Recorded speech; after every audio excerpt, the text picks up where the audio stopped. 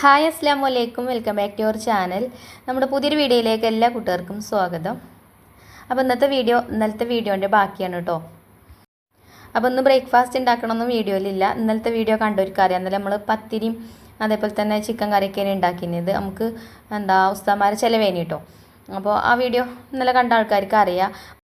അപ്പോൾ ഇന്നത്തെ വീഡിയോയിൽ ഞാൻ ബോട്ടി ഉണ്ടല്ലോ, ഈ നമ്മളിവിടെ ബോട്ടി എന്നാട്ട് പറയാം, പശുവിൻ്റെ കുടല് അങ്ങനെ പറഞ്ഞാലേ അറിയുള്ളൂ.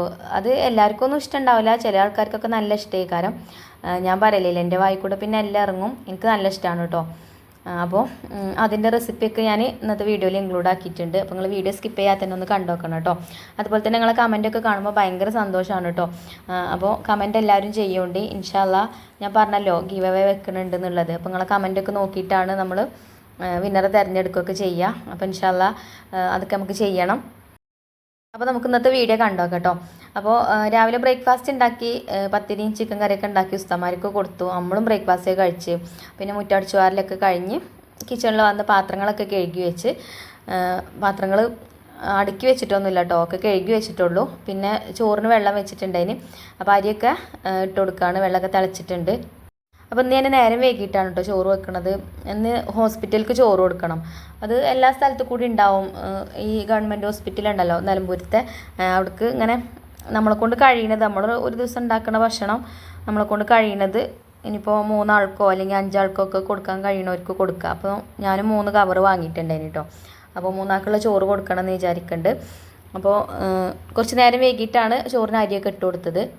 സാധാരണ ഇങ്ങനെ ചോറ് കൊടുക്കുന്ന ദിവസം എനിക്കങ്ങനെ വലിയ തിരക്കൊന്നും ഇല്ലാത്ത ദിവസമാണെന്നുണ്ടെങ്കിൽ ആ വൈകുന്നേരം തന്നെ ചൂടുള്ള ചോറ് അങ്ങനെ വെക്കലാണ് കേട്ടോ. ഇന്നിപ്പോൾ ഉച്ച കഴിഞ്ഞാൽ എനിക്ക് കുറച്ച് വർക്കും കാര്യങ്ങളൊക്കെ ചെയ്യാണ്ട്, അപ്പോൾ അതുകൊണ്ട് ആ ഒരു ടൈമിൽ ചോറ് വെക്കലൊന്നും നടക്കില്ല. അപ്പോൾ ഞാൻ ചോറും അതേപോലെ തന്നെ കറിയൊക്കെ ഇപ്പോൾ തന്നെ റെഡിയാക്കി എടുക്കുകയാണ്. അപ്പോൾ കറി സാമ്പാറാണ് കേട്ടോ ഉണ്ടാക്കുന്നത്.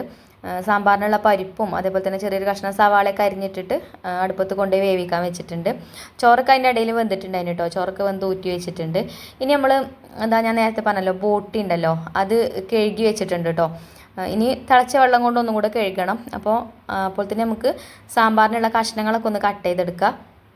ചില പരിപ്പ് വേവാൻ കുറേ ടൈം എടുക്കും. ഇപ്രാവശ്യം ഞാൻ വാങ്ങിച്ച പരിപ്പ് പെട്ടെന്ന് തിളച്ച വേവണ പരിപ്പാണ് കേട്ടോ. അപ്പോൾ പരിപ്പ് എന്തായാലും വേവാനായി തുടങ്ങിയിട്ടുണ്ടാവും. നല്ല കനലുണ്ട് അടുപ്പിൽ, നല്ല തീയുണ്ട്. അപ്പോൾ വെജിറ്റബിൾസൊക്കെ എടുത്തുകൊണ്ട് ഒക്കെ കട്ട് ചെയ്തൊക്കെ റെഡിയാക്കി വെക്കുക. അപ്പോൾ ഇതൊക്കെ ഞാൻ കുറച്ച് നേരമൊക്കെ ഉണ്ട് വെള്ളത്തിലൊക്കെ ഇട്ട് വെച്ചിട്ട്. അപ്പോൾ ചേമ്പുണ്ട്, തക്കാളി ഉണ്ട്, പിന്നെ ബീൻസ് ഉണ്ട്, പിന്നെന്താ മുരിങ്ങക്കായ, അങ്ങനെ കുറച്ച് ഐറ്റംസൊക്കെ ഉണ്ട്. പിന്നെ സാമ്പാർ ഉണ്ടാക്കുമ്പോൾ ഇന്നെ പച്ചക്കറികളൊന്നും ഇല്ല, നമ്മളെ കയ്യിൽ എന്താ ഉള്ളത് വെച്ച് ഉണ്ടാക്കും. പിന്നെ നമ്മളെ കറിക്കൂട്ടിൻ്റെ സാമ്പാർ പൗഡറാണ് കേട്ടോ അതിലേക്ക് ചേർത്ത് കൊടുക്കുന്നത്.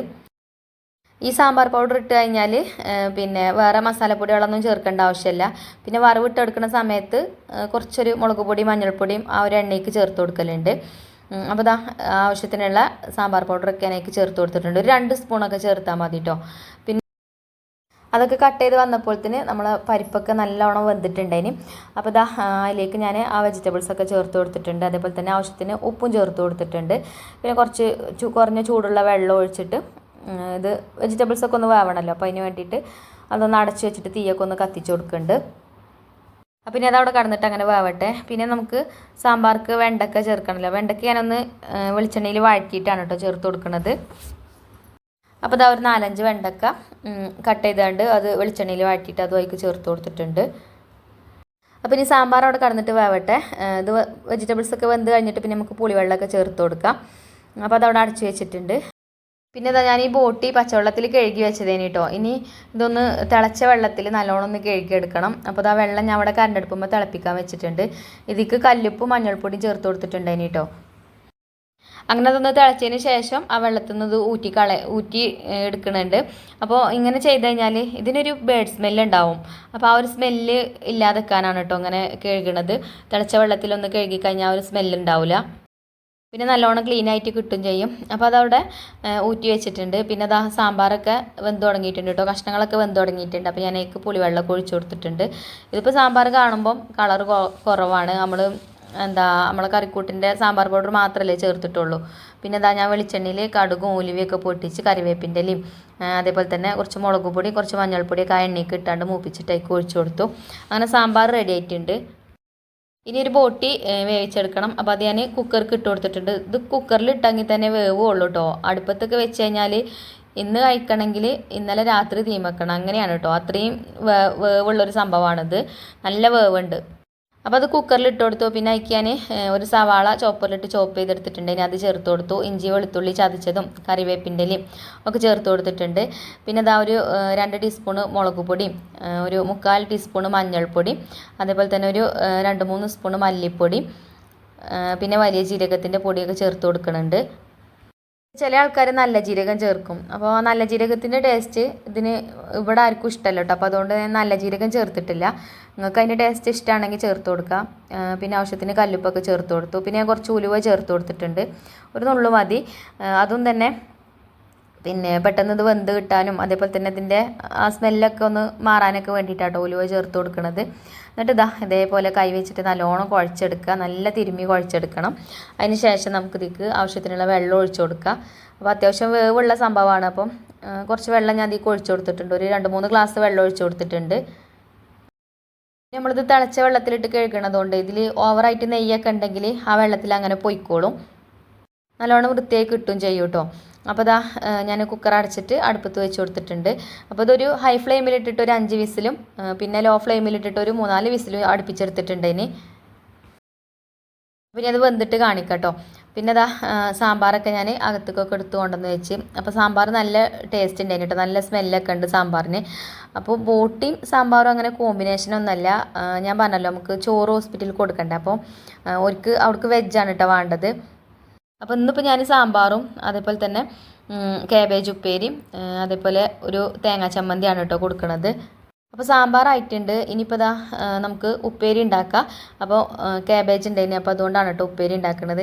പിന്നെ കാബേജ് ഇങ്ങനെ കൊത്തി അരിയുമ്പോൾ കാണാൻ നല്ലൊരു ഭംഗിയാണല്ലോ. അങ്ങനെ കൊത്തി അരിഞ്ഞാൽ എൻ്റെത് കഴിഞ്ഞിട്ടില്ല കേട്ടോ, കുറേ നേരം പിടിച്ചും അങ്ങനെ കത്തി കൊണ്ട് അരിയണം എന്നുണ്ടെങ്കിൽ. അപ്പോൾ ഞാനിത് ഇതേപോലെ കട്ട് ചെയ്തിട്ട് നമുക്ക് ആവശ്യത്തിനുള്ള എടുത്തിട്ട് നല്ലോണം കഴുകിയിട്ട് ഇതേപോലെ ചെറിയ പീസാക്കി കൊടുക്കും കേട്ടോ.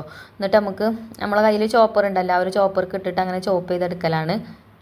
അങ്ങനെ ആകുമ്പോൾ എളുപ്പമുണ്ട് കേട്ടോ, നല്ല വൃത്തിയിൽ അരിഞ്ഞ് കിട്ടും ചെയ്യും, കുറേ ടൈമും കൊടുക്കില്ല, എളുപ്പത്തിൽ പണി കഴിയും.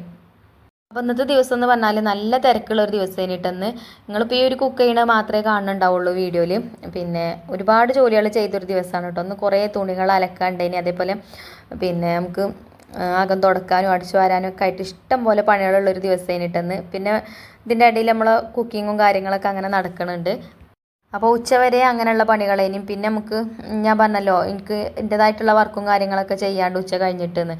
അപ്പോൾ അതും ഒക്കെ കൂടായിട്ടെന്ന് ഒരു ഒഴിവും കിട്ടിയിട്ടില്ല കേട്ടോ.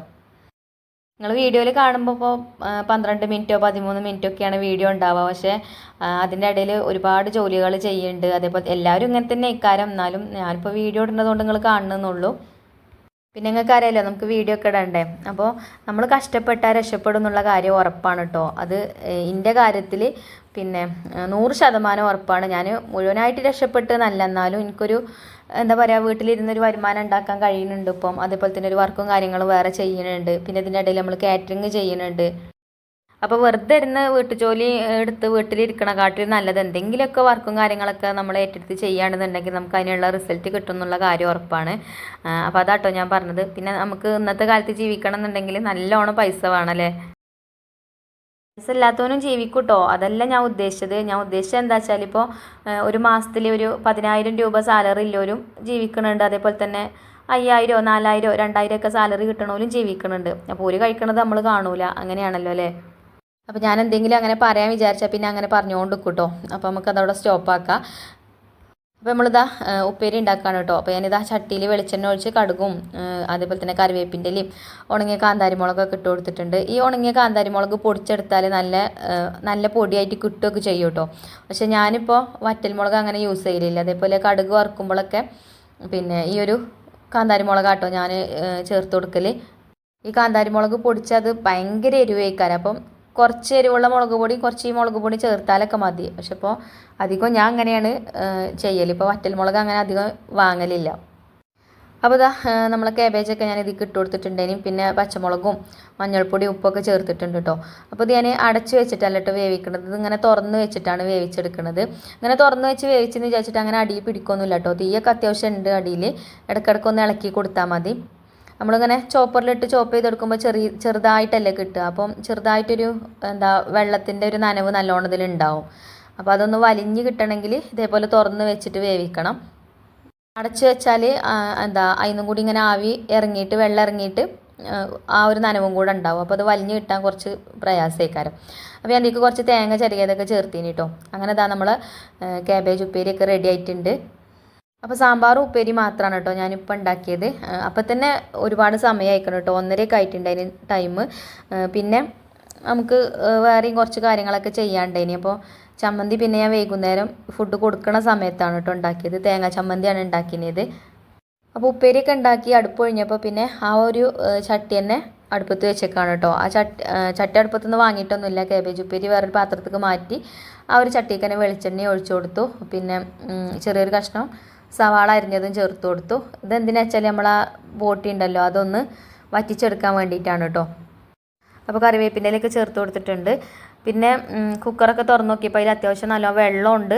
കുറച്ച് വേവാനുണ്ട് കേട്ടോ. മുഴുവനായിട്ട് വെന്തിട്ടില്ല. അപ്പോൾ ഇത് ഞാൻ ഈ ഒരു ചട്ടിക്ക് ഇട്ട് കൊടുത്തിട്ടുണ്ട്. ഇനി വെള്ളമൊക്കെ വറ്റി ഇത് വെന്ത് വരട്ടെ. അത്യാവശ്യം നല്ലോണം വെള്ളമുണ്ട് കേട്ടോ. അപ്പം ഈ വെള്ളം വറ്റുമ്പോൾ ഇത് വെന്തും ചെയ്തോളും.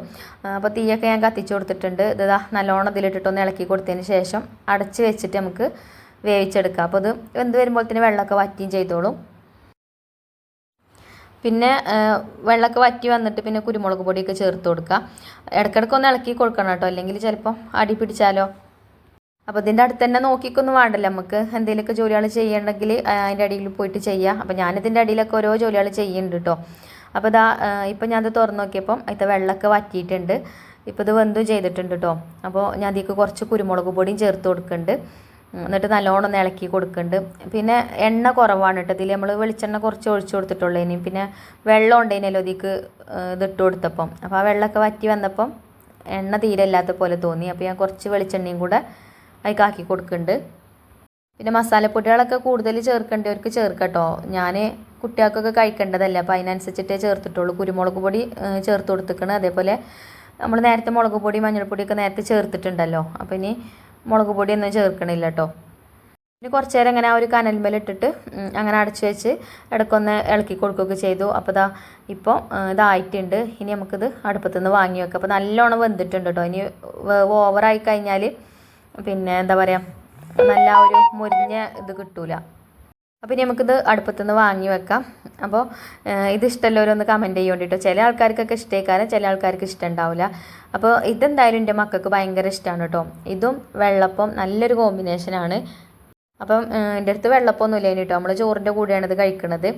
പിന്നെ ഇന്ന് ഞാൻ അത്ര തന്നെ വീഡിയോ എടുത്തിട്ടുള്ളൂ കേട്ടോ. പിന്നെ ഞാൻ പറഞ്ഞല്ലോ ഉച്ച കഴിഞ്ഞിട്ട് എനിക്ക് വർക്കും കാര്യങ്ങളൊക്കെ ചെയ്യാണ്ടേനും പിന്നെ വീഡിയോ എടുക്കാനൊന്നും നിന്നില്ല കേട്ടോ. പിന്നെ ഫുഡ് കൊടുക്കാനൊക്കെ ആളൊക്കെ വന്നിട്ടാണ് ഫുഡൊക്കെ പാക്ക് ചെയ്തത്. അങ്ങനെ ഒരു ജഗപൊക ദിവസേനി.